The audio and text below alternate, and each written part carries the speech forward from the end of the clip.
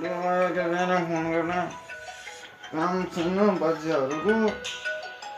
छोरोले फोन गर्छ किन ल पैसा चाहिएर फोन गरेको पक्कै पनि कस्तो हेलो किन फोन गरे भन्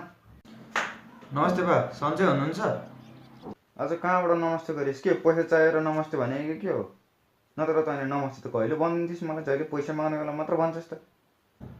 बा म त तपाईँको आवाज सुन्न मात्र फोन गरेको त्यसो नभन्नु न। मेरो आवाज सुन्ने भए रेडियो किनिदिन्छु कति चाहियो भन् पैसा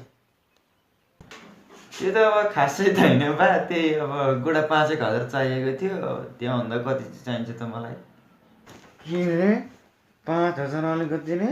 मेरो पालामा 5 रुपियाँले 1 हप्ता चल्थ्यो त्यत्रो पैसा सिधाइसकिस् त्यत्रो 2 महिना अघि नै पठाएको होइन पैसा त्यो पैसा कहाँ गयो तेरो त गरेर राख्न सक्दैनस् 2 महिना अगाडि पठाएको पैसा 2 दिनमै सिद्धि के गर्नु। के किनिस् त्यो पैसा लगेर सिधिसकिस् सुन चाँदी हिरा मात्रै किनिस् कि हो होइन के बा खाना इन्टरनेट कलेज फी तिर्दै सिद्धिहाल्यो अब नेट पनि चलाउनै पर्यो घर पनि कोठामा एक्लै बस्ने कुरो भएन। ए अब तँलाई मैले नेट चलाउन पैसा हालिदिनु पर्ने हो हाम्रो पालामा इन्टरनेट बिना नि हामी बाँचेकै थियौँ किन चलाउनु पर्ने तँलाई नेट बा आज पैसा नपठाए म भोगै सुत्नुपर्छ क्या खानाको लागि पनि केही छैन पठाइदिनु न अलिकति। भोकै सुत्नु के हो त आजकल झन् ज्यान चिलिम हुन्छ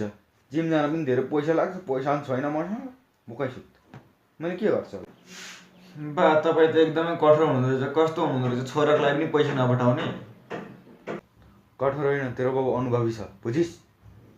ल 2,000 पठाइदिन्छ अब बाँकी 3,000 आफै जोगाड गर्ने त्यहाँ जताभावी खर्च गर्ने होइन अब त्यहाँ पैसा माग्न फोन गरेस् भने लात्ताले भेटोस् तैँले त्यत्रो आफै कमाउनु छैन त्यत्रो हुर्केको मान्छे भएर अलिकति पैसा कमाउनु जान्नु छैन भन त्यही दिन गधा